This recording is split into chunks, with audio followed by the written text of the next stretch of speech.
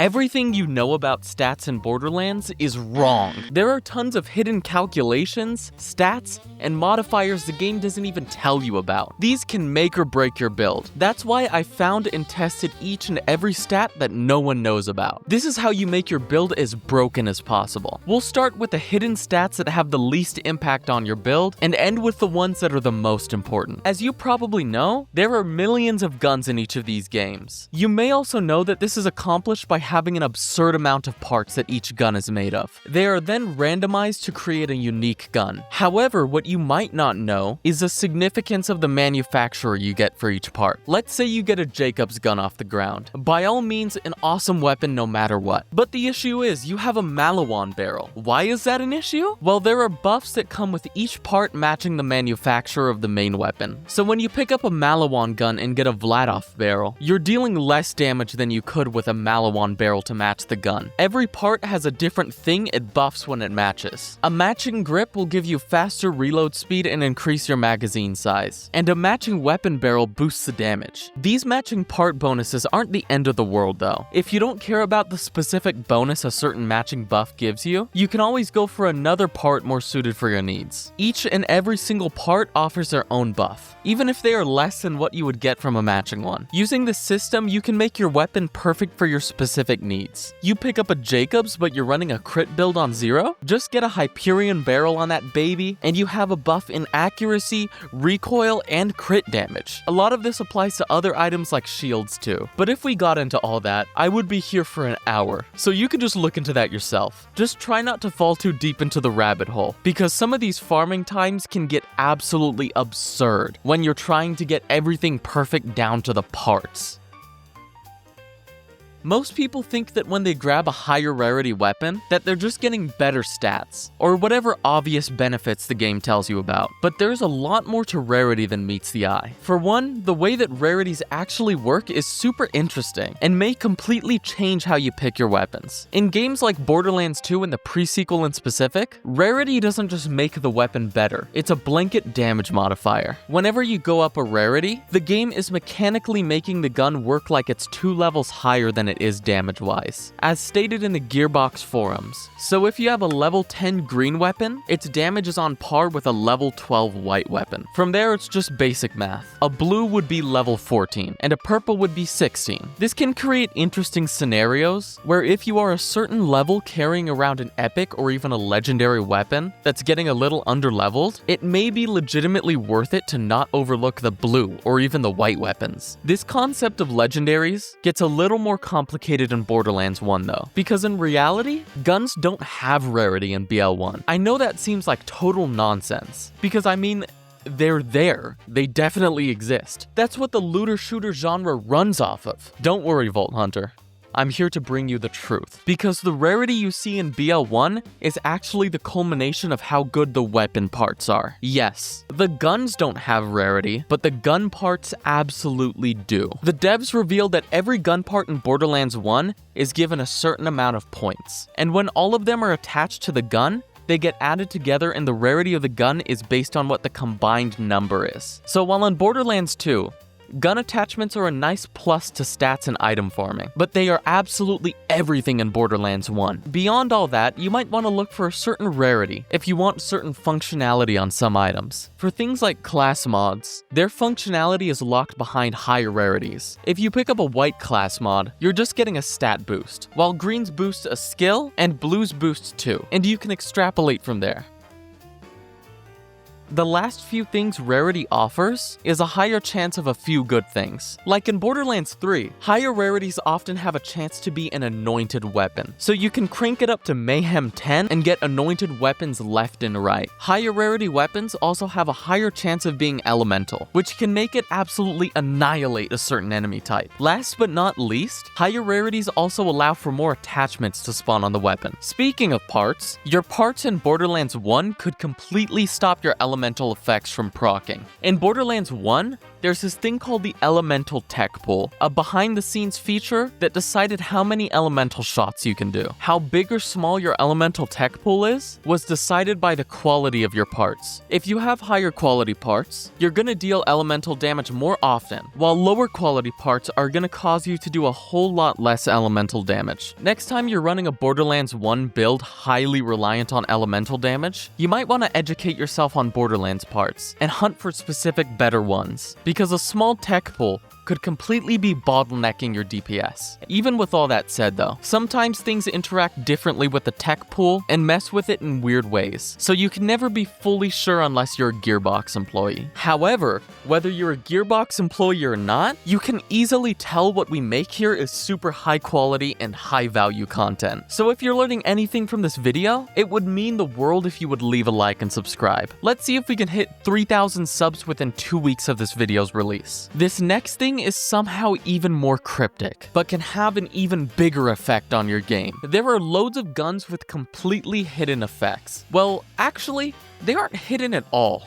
They're in plain sight, but the red text that pops up in some guns' descriptions actually hold huge powers and abilities for said guns. Bad news is, since it's so different for every gun, I can't really tell you all of them. The main objective of this section is to arm yourself with the knowledge of their existence, so you can look it up whenever you find one. Be sure to never try to guess it though, because the vast majority of the time you won't be able to at all. Like for the reactive Butcher, it has the red text, fresh meat. I know what you're thinking.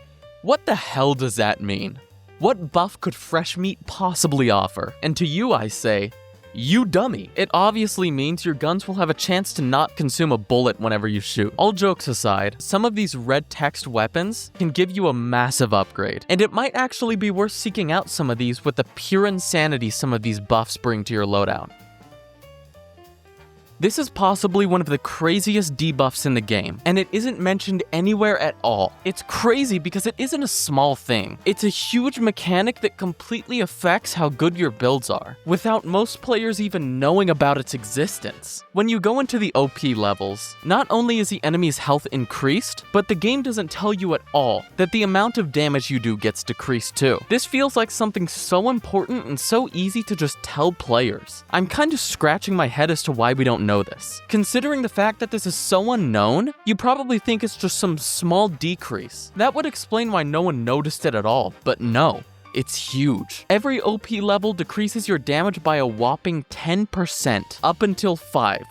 Where it starts bringing it down by 5% every level instead of 10. That means by the time you reach OP 8, you're dealing 60% less damage. That could be the difference between a decent build and it just not working at all. This is so insane that there are probably people that had to make some serious changes because of this hidden feature that Gearbox kept to themselves for no reason. From now on, I guess you should prepare even more before you step foot into each OP level, and start really focusing on your DPS as you ascend through the levels. Because if not, it may not be enough for some of the higher ones.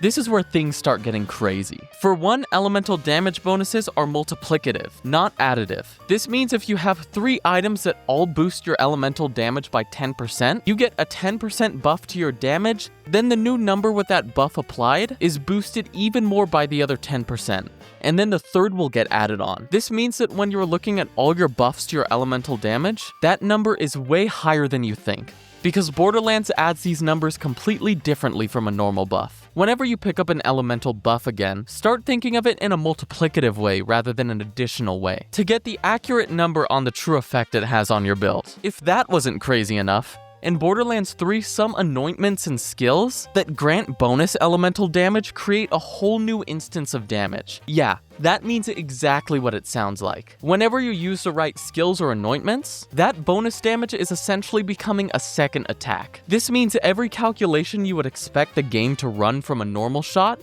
gets run multiple times over, whether it be critical hit bonuses or even elemental resistances. This makes it a double-edged sword, because while attacking like this can hold powerful benefits, if you incorporate it into your build right, it can also completely ruin the damage output of your build. If you were listening closely to me mentioning the possible effects of this, you would have caught that I brought up enemy resistances. Depending on the enemy you're facing and their resistances, and even armor in some cases, doing 2 smaller attacks as opposed to 1 big one could be bad for you, since 2 smaller attacks of yours are taking a debuff instead of 1 big one. In the vast majority of cases though, this can be used to a huge benefit for you. Whether you can find a way to proc things more often with this, or annihilate certain bosses, becoming aware of this separate damage instance can absolutely transform your build.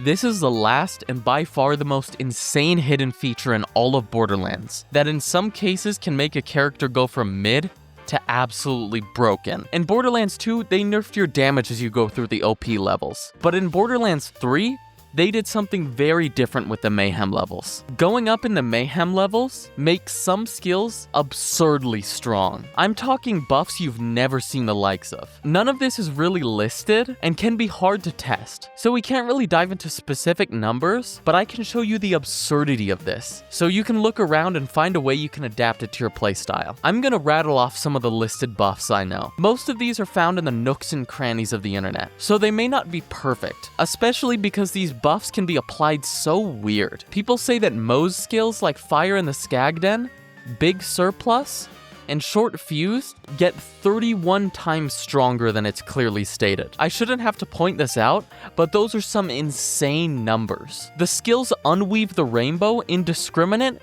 Phase Cast, Phase Slam, Phase Flare, Digiclone, Rack Attack, Gamma Burst, Catharsis, Remnant, and a bunch of other skills also receive a 31 times buff in Mayhem 10. If you're playing as Flak, your pets will do 51 times damage. Shield effects scale up to 34 times damage. Melee deals 16 times damage. There is an insane amount of skills outside of all this that get buffed too, but there isn't really a decent list of all this stuff because of how hard and weird it is to test. So I would look into whatever you're doing right now and see how it's affected by what Mayhem you're in. These buffs are so absurd and groundbreaking that I might outright tell you to change your build to match something that capitalizes on these crazy gains. Now hopefully you know all or at least most of the hidden systems behind the Borderlands loot system that can help you make the scientifically most perfect build. If you like this video, be sure to leave a like and subscribe. And while you're here, you might as well click the video on screen and see the most hated characters in Borderlands history. Until then, I'll see you next time you find yourself looking down the barrel.